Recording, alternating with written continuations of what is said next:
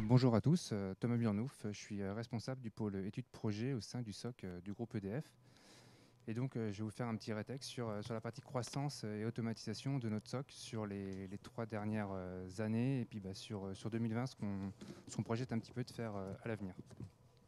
Donc quel SOC en 2020 on va l'aborder donc sur 3 points. Un petit retour sur les dernières années, la croissance de notre SOC au niveau du groupe. Un petit zoom sur où on en est en 2020 et puis pour finir, un petit partie sur les buzzwords dont vous a parlé Thierry un petit peu tout à l'heure et comment nous on industrialise ces buzzwords un petit peu au sein de notre SOC. Si je reviens un petit peu en arrière, sur les 3 dernières années, alors notre SOC existe en tant que SOC depuis 2015, mais avant les fonctions de SOC étaient assurées sous un autre nom. Sur les 3 dernières années, ce qu'on observe, c'est donc en bleu, vous avez le nombre d'alertes. Alors, j'ai pas mis d'échelle pour des questions de confidentialité, mais vous voyez un petit peu la tendance. C'est que sur les 3 dernières années, on a multiplié par 3 notre nombre d'alertes. Et en orange, vous avez les effectifs du SOC. Je rejoins ce qu'a dit Hervé, hein, le SOC, c'est avant tout des hommes. Et sur les 3 dernières années, on a multiplié par 6 les effectifs. Et vous voyez bien que si on continue à cette vitesse, c'est absolument impossible de tenir en termes d'humains. On ne pourra pas encore multiplier par 6 sur les 3 prochaines années. On regarde ici également au niveau du nombre d'outils et d'infrastructures qui sont sous responsabilité du SOC. Et ben, par rapport à 2017, aujourd'hui en 2020, on a multiplié par 4. En 2017, le SOC, c'était un grosso modo un SIEM, un outil de ticketing. Aujourd'hui, en 2020, c'est aussi des sandbox, des outils d'automatisation, des outils de threat intelligence, comme c'était dit précédemment, des EDR maintenant. Voilà. Vous avez tout un tas d'équipements.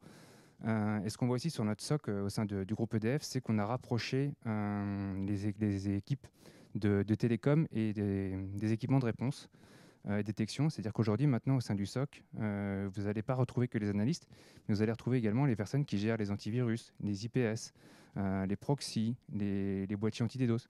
Toutes ces personnes-là, aujourd'hui, elles sont sous un même SOC manager chez nous.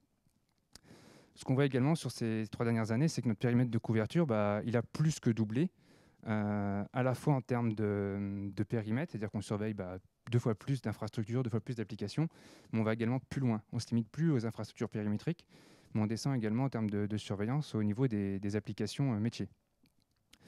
Donc voilà, donc on est sur une croissance constante à la fois humaine et technologique sur le SOC depuis 3 ans. Et ce qu'on voit ici également, c'est que ce SOC, il évolue. Donc je vous ai parlé de l'augmentation de périmètre, mais maintenant le SOC, il est en 24/7. Avant, en 2017, vous aviez un SOC en journée, et puis le week-end ou la nuit, c'était de l'astreinte. Mais ce qu'on voit, c'est que les attaques, elles n'attendent pas le lundi à 14 h pour se dérouler. Elles ont lieu le samedi, le dimanche, la nuit. Donc c'est pour ça que maintenant, vous avez un SOC qui tourne comme l'entreprise, jour et nuit. Et puis, je vous ai parlé, nouvelle responsabilité. Le SOC, c'est plus que le SIEM, c'est aussi les équipements de sécurité désormais chez nous. Donc le SOC, il a évolué, mais le SI aussi autour de lui a évolué. Et du coup, le SOC, il est obligé de suivre. On a des nouveaux besoins qui arrivent sur le SI. Je pense que ça échappe à personne. Le cloud avec des choses comme Office 365, AWS. Votre SOC, il est obligé de s'adapter. C'est le cas chez nous. Le SOC, il est obligé de suivre. On ne peut pas rester à ne pas bouger. On est obligé de suivre l'évolution de notre SI. Et donc aujourd'hui, on est obligé de couvrir ces nouveaux besoins. On a également la surveillance des SI industriels qui se développent. Les attaques sur les SI industriels, on en parle un petit peu beaucoup moins, mais elles sont souvent plus sophistiquées. Et aujourd'hui, avec la convergence IT-OT, on est forcément obligé de s'y pencher. Vous avez l'IoT, on n'en parle pas beaucoup, mais je suis sûr qu'aujourd'hui, dans toutes les entreprises, vous avez une gestion des lumières, des climatisations, des volets roulants au niveau de votre SI bâtimentaire. Ça aussi, c'est des portes d'entrée sur le SI que le SOC aujourd'hui se doit de surveiller. Vous avez tout ce qui est big data, containerisation, Docker, Hadoop, etc. C'est des choses que nos équipes adorent déployer. Et il faut avoir les personnes derrière côté SOC qui sont capables de comprendre ces technologies-là, de mettre en place les surveillances qui vont bien et d'être capable de détecter des incidents sur ces nouvelles technologies. On parle beaucoup de l'IA pour la cybersécurité, mais il faut voir aussi que les métiers regardent l'IA. On parle de chatbot pour nos équipes, etc. Ce sont des choses qu'on est obligé également de regarder et de creuser. On ne sait pas trop comment ces IA fonctionnent, quelles données elles transfèrent, quelles portes d'entrée elles ouvrent sur le SI. Et donc, c'est des choses qu'on est obligé de suivre également technologiquement. Bon, là, je n'ai rien à vous apprendre avec les modes de travail qui évoluent, le télétravail, ça, on est en plein dedans. Donc, c'est des choses également, Aujourd'hui, ben, on se disait, nos utilisateurs, ils sont majoritairement dans le SI, c'est assez facile à surveiller. En fait, c'est plus la réalité. Aujourd'hui, nos utilisateurs, ils sont majoritairement à l'extérieur du SI, en accès distant. Il faut peut-être revoir nos seuils de détection sur nos anti-DDoS, sur nos connexions VPN. Voilà, il y a plein de choses à adapter et le SOC il est obligé de suivre un petit peu l'actualité et d'adapter sa surveillance en fonction des modes de travail. Voilà, on n'oublie pas les contraintes réglementaires qui évoluent, donc RGPD, tu imagines que tout le monde connaît. Par contre, il y a des choses également qui s'appliquent sur certains SOC, tout ce qui est LPM, P10, PRIS. C'est des choses où on est obligé de s'y contraindre. Et voilà, donc c'est des choses que le SOC sur lesquelles il est obligé de travailler aujourd'hui en 2020. Et puis en parallèle, je vous apprendrai rien sur le nombre de menaces qui continuent de croître et l'actualité ne fait que de démontrer. Un petit état des lieux du SOC aujourd'hui en 2020, si on rejoint ce que je vous ai dit précédemment, on est obligé de faire le grand écart entre les SI industriels, les nouvelles technologies, et puis il ne faut pas oublier le SI Legacy, la surveillance que vous avez mis en place il y a 3-4 ans sur votre SI Legacy. Elle ne doit pas rester inactive et il faut que le SOC continue de la faire évoluer, de l'adapter à l'actualité. Voilà, c'est des choses qu'on est obligé de travailler. Je rejoins ce que disait Hervé tout à l'heure. Hein. Le SOC, ce n'est pas que des outils, c'est avant tout des hommes. Et aujourd'hui, bien difficile de trouver des ressources qui vont maîtriser tous les sujets du SOC. Et c'est pour ça que nos ressources aussi, elles ont évolué. Hein. Avoir un analyste qui maîtrise le cloud AWS et qui maîtrise toute la partie industrielle, c'est impossible à trouver. Donc on est obligé d'avoir des compétences un peu sur tous les domaines et souvent réparties sur plusieurs personnes. Et puis ça, je vais apprendre à personne que c'est difficile de fidéliser les ressources au sein du SOC et c'est quelque chose sur lequel on travaille. Et on verra après qu'est-ce qu'on peut proposer pour fidéliser un petit peu nos ressources sur le SOC. Plus en plus de périmètres, forcément on a vu que notre périmètre il a plus que doublé. Nos outils également ont augmenté. Et avec ça, le nombre de consoles que nos analystes doivent surveiller tous les jours, ça a également augmenté. Allez poser la question à un analyste du SOC combien il surveille de consoles dans une journée, mais je suis sûr qu'il n'est même pas capable de répondre tellement il ouvre d'outils sur son ordinateur tous les jours. Ne pas se noyer dans les faux positifs. On a vu tout à l'heure que notre nombre d'alertes ne fait qu'augmenter. Il faut continuer d'améliorer sa surveillance. En fait, la course, elle n'est pas au nombre de serveurs qu'on va surveiller, mais plutôt à la pertinence de notre surveillance et à la pertinence de nos alertes. L'idée, ce n'est pas de noyer un petit peu le métier dans les alertes, mais c'est plutôt de faire des alertes qui sont pertinentes et sur lesquelles le métier derrière va pouvoir travailler. Si vous envoyez 3000, 4000 alertes à vos métiers et qui ne sont pas capables de les traiter derrière, ça n'a aucun intérêt. Ce qu'il faut, c'est que vos analystes ils soient capables d'adapter tout ce contexte dans les alertes et que le métier derrière puisse suivre. Donc faire face à plus d'attaques, ça on en a déjà pas mal parlé. Ce qu'on voit aussi en 2020, c'est que le SOC aujourd'hui, maintenant, c'est quelque chose de reconnu dans les entreprises et qu'on n'hésite pas à faire appel à lui. Avant, on disait, bon, il s'est passé un petit truc sur le SI, c'est rien, c'est pas grave, ça va passer. Et maintenant, on voit que le SOC, c'est vraiment l'entité à laquelle on pense le premier quand il se passe quelque chose sur le SI. Et j'ai des exemples récents où dès que vous avez un CPU qui monte un peu vite sur une passerelle VPN, on pense direct, on est en train de se faire attaquer, on appelle le SOC pour qu'ils investiguent. Et ça, c'est des choses qu'on voit maintenant en 2020 qu'on ne voyait pas forcément avant. Pour faire face à toutes ces évolutions, on a plusieurs possibilités qui s'offrent à nous au SOC en 2020. Alors, je vais en balayer qu'une petite partie, mais déjà automatiser une partie du traitement de nos alertes, donc de la détection jusqu'à la réponse.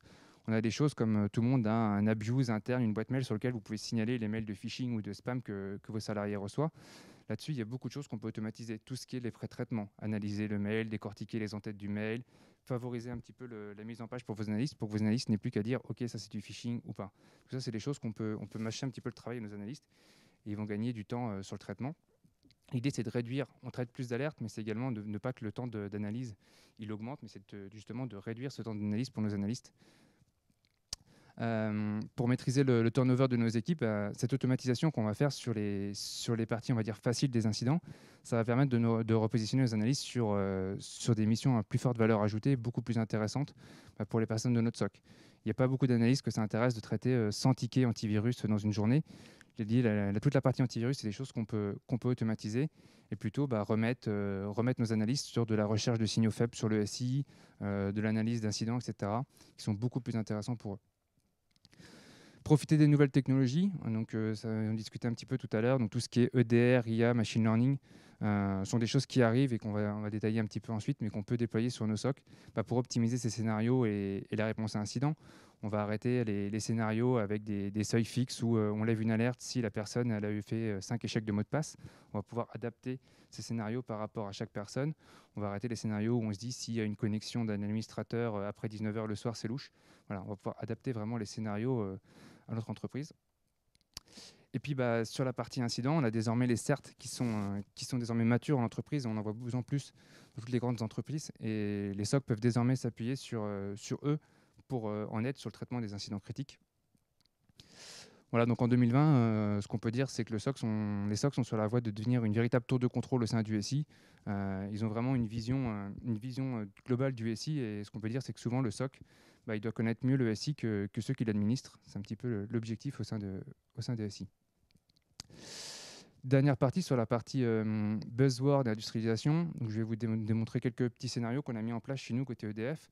Donc là, c'est sur la partie Threat Intelligence. Donc on a une plateforme chez nous de Threat Intelligence avec lequel on a automatisé quelques traitements au sein du SOC, et notamment une bonne partie de la partie IOC. Je pense que vous avez tous des analystes qui passent leur journée à mettre des IOC qu'ils récupèrent sur Internet dans leur SIEM, ou à l'envoyer à des équipes faire des tickets pour aller bloquer les IOC sur des équipements.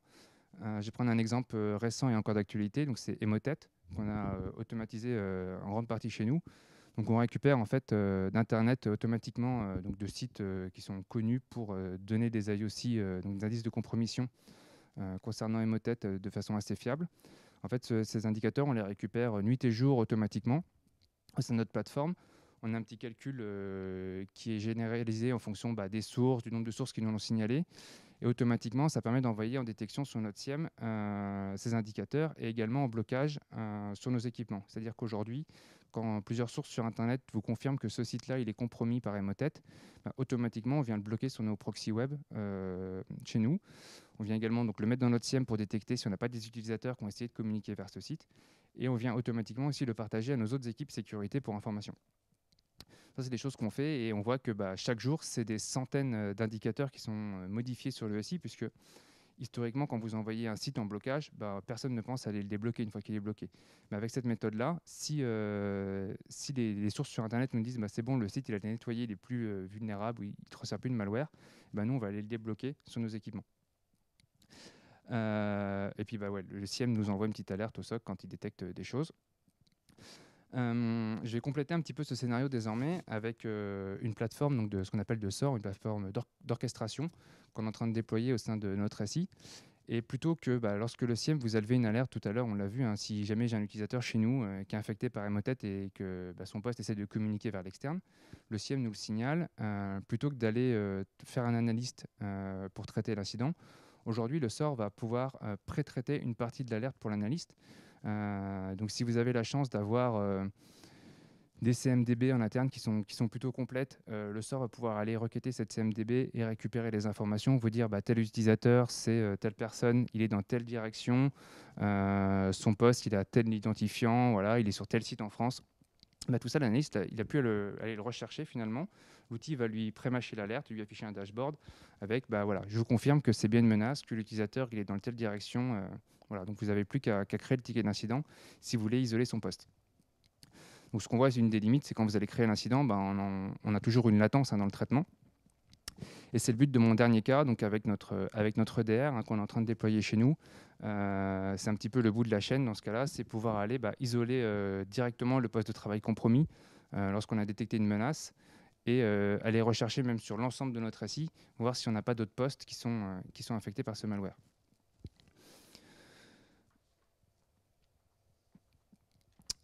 Pour finir, donc, quelques chiffres. Donc chez nous aujourd'hui, via l'automatisation et via notre plateforme de Threat Intel, on gère près d'1 million d'indices de compromission sur notre SI. Et c'est plusieurs milliers aujourd'hui qui évoluent chaque jour automatiquement, donc qui viennent soit en blocage sur nos équipements, soit en détection sur notre SIEM automatiquement, soit on vient débloquer des sites web ou des IP qui aujourd'hui ne sont plus malveillantes. On prévoit de traiter alors semi ou entièrement, c'est-à-dire soit c'est uniquement la machine qui va traiter l'alerte et envoyer le ticket aux équipes, soit c'est un ticket qui va être à un moment validé par un homme. Donc on prévoit 70% de ces alertes semi ou entièrement automatisées d'ici 1 an.